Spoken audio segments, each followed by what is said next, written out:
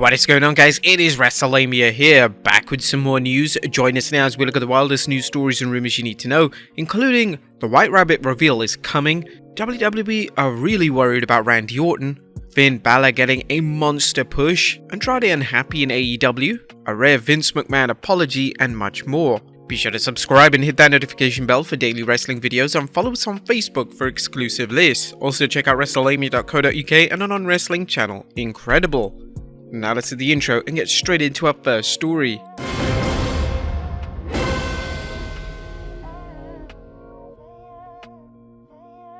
Our first story looks at the White Rabbit reveal coming. The top of today's news is the ongoing mystery of the White Rabbit and how successful it's been so far. Fightful Selector is reporting that there are initially mixed feelings about using the QR codes, but Fightful reports backstage sources in WWE claim that the angle has been a major success. The Patreon news site added that the WWE's creative department has been largely hands-off with the storyline and have no idea where things are going. The report noted that WWE higher-ups are said to know what the storyline's endgame entails. Dave Meltzer noted in the 3rd October Wrestling Observer newsletter that the White Rabbit merchandise was also a hot seller over the past week. As a marketing ploy, it's been very effective. Meltzer noted that Extreme Rules could be where the person behind the White Rabbit mystery is revealed. As we previously noted, the WWE can't stretch the storyline out for too long or risk burning fans out. However, as wrestling fans know, promoters often take a popular concept and reuse it ad nauseum, although the same applies to most forms of mass entertainment such as movies, TV, and music.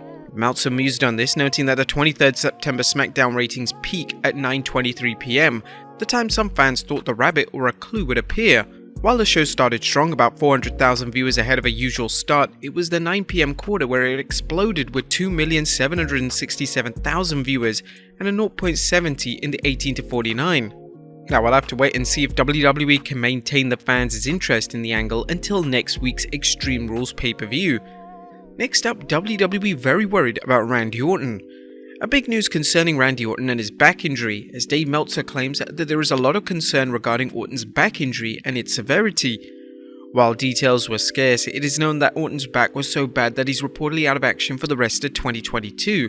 This led to the WWE scrapping its original plans for the Viper to battle Roman Reigns at SummerSlam, and that played a role in Rated RK Bro dropping the Raw Tag Team Championships to the Usos. Orton, a 14-time world champion, celebrated his 20th anniversary in the WWE earlier this year. Orton has managed to stay injury-free for most of his career compared to his contemporaries, but at age 42, a severe back injury could force him to retire. If Orton is able to return, how long would it be, and how will the WWE put him into a limited schedule to avoid the wear and tear on his body?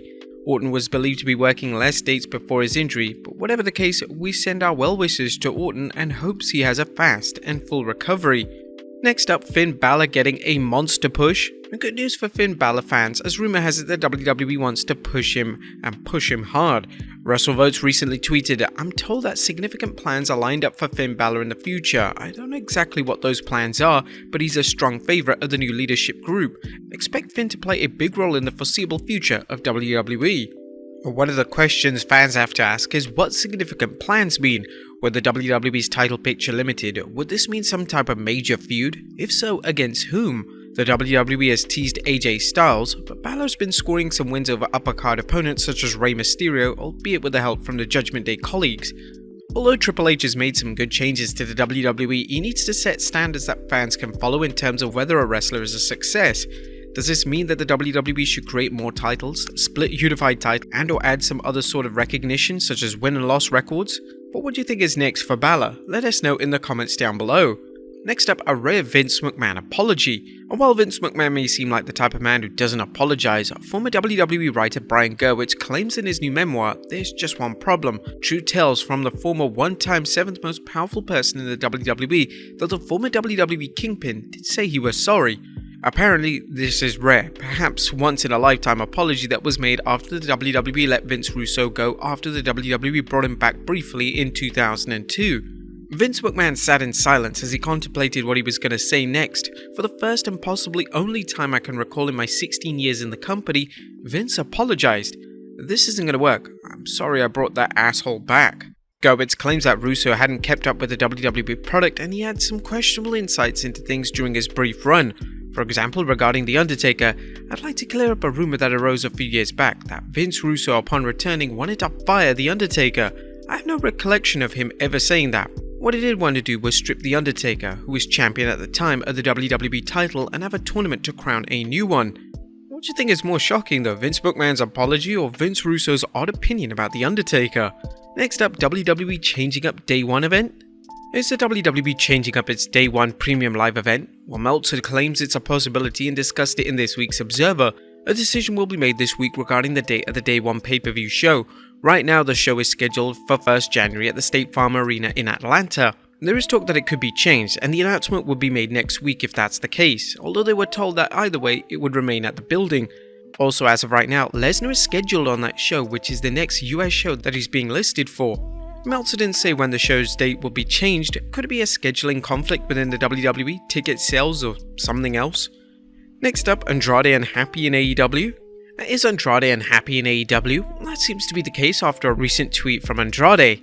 Andrade tweeted a short video and is also retweeting the following lament. So many are injured, there was a hurricane also. Still, AEW didn't let Andrade wrestle. He was there in the same backstage segment for the 1000th time. Andrade debuted in AEW in 2021 after a run in the WWE that started strong on the main roster but faded fast once the WWE split him from manager Zelina Vega. Andrade complained about his booking in the WWE and was able to negotiate his release. His AEW run has not proved to be any better than his time in WWE as he's gone through various managers, short-lived storylines and struggled to get TV time. Andrade may be back in WWE now that Triple H is running creative and his wife is in the WWE, but Tony Khan reportedly refusing to grant releases, he may have a long wait. Next up, a WWE doctor exits the company. A long-time WWE doctor Chris Mann has left the company, but there are different accounts as to what happened. He worked as a WWE senior ringside physician for quite some time, but now is gone. The question is whether he left voluntarily or was let go. PW Insider is reporting that a man gave his notice some time ago, however, others say that he was terminated this week. And you may recall Dr. Mann's involvement in the lawsuit fueled by CM Punk's abrupt exit from the WWE back in 2014. Wrestling News' Paul Davis discussed the lawsuit involving Dr. Mann, CM Punk and Colt Cabana. A man was the company's senior ringside physician and was in the news several years ago when CM Punk mentioned him on Colt Cabana's podcast. He later sued Punk and Cabana for what a man said were defamatory statements made about the way he handled Punk's injury. Now, as fans know, CM Punk isn't afraid to speak his mind, and his comments about his medical care in the WWE led to the lawsuit. There are two strikingly different sides to this story, which means we'll have to continue watching it for further developments. And finally, Mick Foley lobbies for a superstar in a Hall of Fame.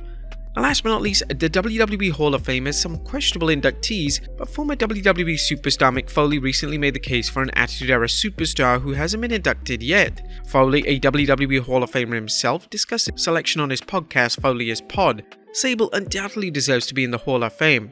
I think it's just a matter of when and if, but definitely she was one of the most over women of her generation. And while Sable was never known for her in-ring performance or promos, there's no question that she took the diva concept to the new heights.